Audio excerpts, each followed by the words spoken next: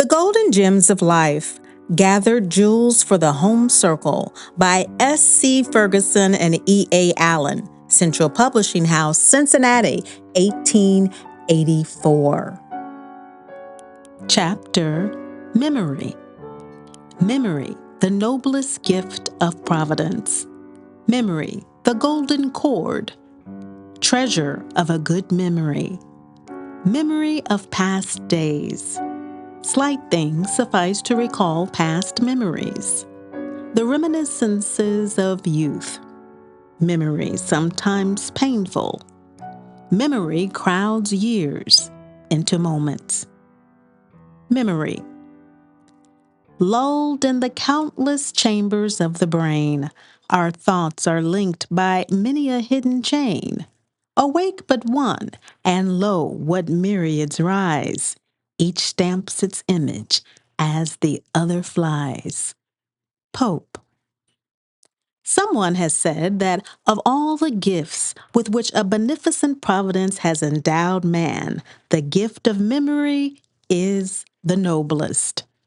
Without it, life would be a blank, a dreary void, an inextricable chaos, an unlettered page cast upon the vast ocean of uncertainty. Memory is the cabinet of the imagination, the treasury of reason, the registry of conscience, and the council chamber of thought. It is the only paradise we are sure of always possessing. Even our first parents could not be driven out of it. The memory of good actions is the starlight of the soul. Memory tempers prosperity by recalling past distresses, mitigates adversity by bringing up the thoughts of past joys. It controls youth and delights old age. Memory is the golden cord binding all the natural gifts and excellences together. And though it is not wisdom in itself, still it is the primary and fundamental power without which there could be no other intellectual operations. Memory is often accused of treachery and inconstancy when, if inquired into, the fault will be found to rest with ourselves.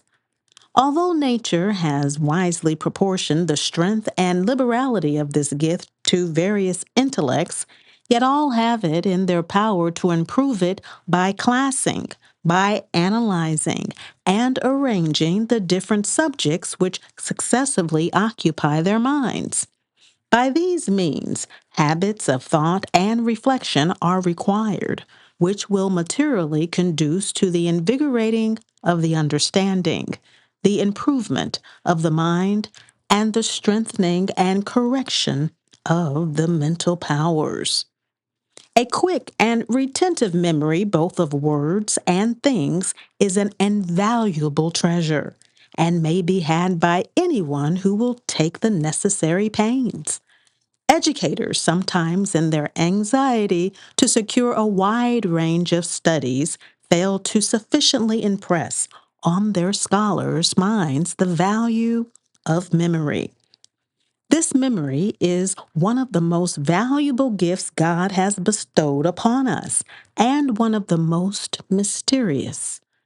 The more it is called upon to exercise its proper function, the more it is able to do, and there seems to be no limit to its power. It is not what one has learned, but what he remembers and applies that makes him wise. Still, memory should be used as the storehouse, not as a lumber room. The mind must be trained to think as well as remember, and to remember principles and outlines rather than words and sentences. It is an old saying that we forget nothing, as people in fever begin suddenly to talk the language of their infancy.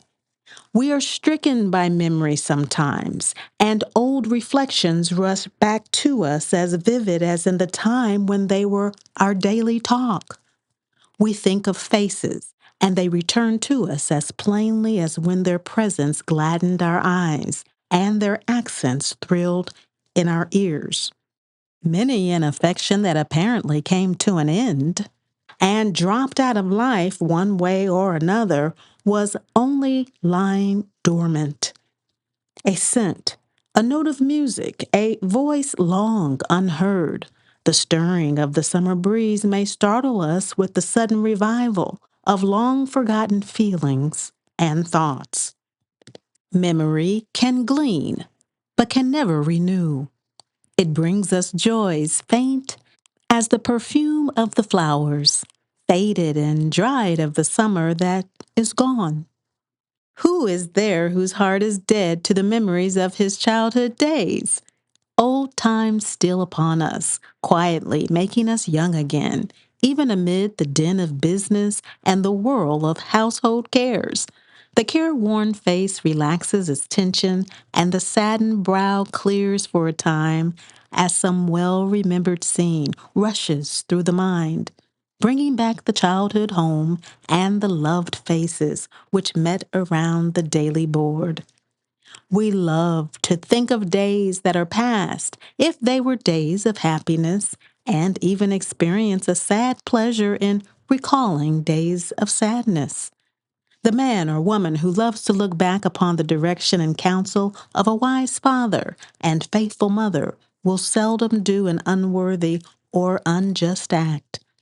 And we find the most degraded at times marveling as to what led them into sin, because the remembrance of a happy home is theirs, a home of purity, of a father's and mother's loving counsel and upright example. When sorrow and trial, care and temptation surround us, how often do we gain courage and renewed strength by thinking of the past? The bankrupt loves to think that he started on a fair basis from the cradle, and the worldly woman who seems plunged in the vortex of fashionable pleasure stops to think that it was not always thus, that a devoted mother taught her nobler things, and an earnest father bade her live for some real object in life. Just that moment's reflection may sow the seed which will develop into a life of charity and good works among her fellow mortals. And that condemned criminal, who knows what memory recalls to his view? Perhaps it was a home from whence the incense of daily prayer ascended to God, where kind words enforced a cheerful obedience to wise counsels. Disturb him not. The influence is holy. 'Tis memory's voice urging him to final repentance.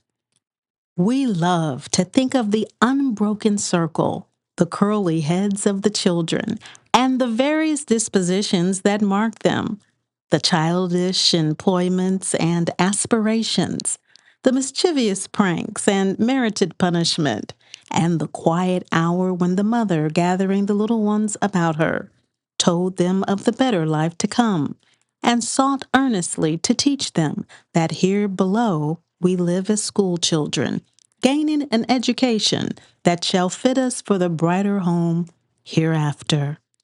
But these thoughts are not altogether of joyous scenes.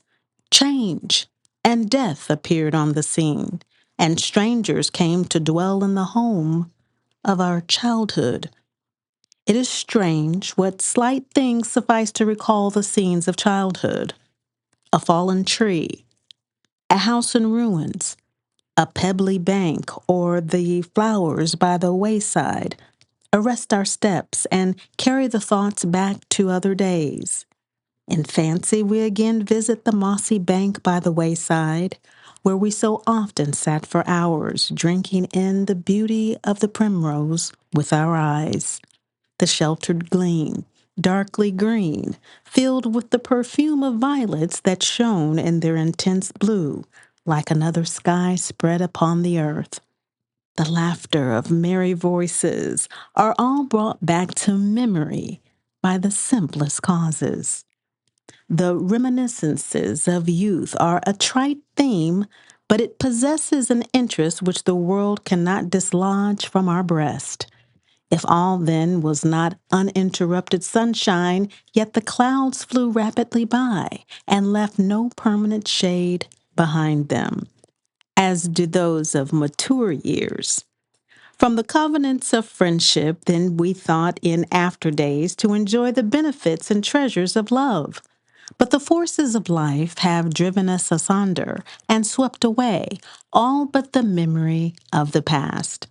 How different the contrast in thoughts and feelings then and now. Then it was the trusting confidence of childhood. Now it is the doubting mind that hath tasted of the world's insincerity. We had faith then, but we have doubts now. The heart must, nay, it has grown old and is full of cares. It will relate at length the history of its sorrows, but it has few joys to communicate. Memory seldom fails when its office is to show us the tomb of our buried hopes. Joy's recollection is no longer joy, but sorrow's memory is a sorrow still. The memory of past favors is like a rainbow, bright, beautiful, and vivid, but it soon fades away. The memory of injuries is engraved on the heart and remains forever. The course of none has been along so beaten a road that they remember not fondly some resting places in their journey, some turns in their path in which lovely prospects broke in upon them, some plats of green refreshing to their weary feet. Someone has said, memory is ever active, ever true. Alas, if it were only as easy to forget. Memory is a faithful steward and holds to view many scenes over which we would fain drop the curtain of oblivion and let the dust of forgetfulness cover them from view. What a relief could we but forget that angry word, the uncalled for harshness and the passionate outbreak that went unrecalled so long that death intervened. Oh, could we but erase their remembrance! But no, with a retaliative justice, memory summons us to review them. Words which can never be recalled, deeds whose effect on others can never be effaced. How they come, one by one, showing us how useless our lives have been, how vain. Still, these memories are friends in disguise, for they are faithful monitors and are experience's ready prompters. How much is spoken which deserves no remembrance, and which does not serve as a single link in one's existence, not calling forth one result for others' weal, or thrilling one chord with nobler impulses. How beautiful to distinguish the pearls in the rush of events, this torrent of scenes both sad and pleasing. The gift of memory is diversified to different people, some having a taste for history, some for literature, others delight in politics, and so on through all the different phases of existence, with its diversity of thought and feeling. Memory has been compared to a vast storehouse. How important, then, that we inure the mind to healthful actions instead of feeding it on poisons until it will produce naught but poisonous thoughts. Look at the world of literature and science. Why not delve in its mines of glittering genuine treasures? Inasmuch as the mind derives much of its pleasures from thoughts of the past, it becomes all to provide, as far as possible, for happy reminiscences. This is the reward of right living. An aged person whose thoughts revert to a life of self-denial and exertion in virtue's ways has a source of happiness, pure and unalloyed, which is denied to him whose guiding rule of life has been selfishness. Memory has a strange power of crowding years into moments. This is observed oft times when death is about to close the scene, as the sunlight breaks from the clouds and across the hills at the close of a stormy day. Lighting up the distant horizon, even so does memory, when the light of life is fast disappearing in the darkness of death. Break forth and illume the most distant scenes and incidents of past years. And the very clouds of sorrow which have drifted between are lighted up with a glorious light. As the soft, clear chimes of the silvery bells at the vesper hour float down on the shadowy wings of evening, even so are the thoughts of old age. They recall scenes past, their memory being all that is left now. It may be the face of a mother, the smile of a sister, a father's kind voice, all stilled by death. Many of these thoughts are too sacred to expose to the gaze of the curious. They are their only treasures. Beware of drawing back the curtain which conceals them from your view.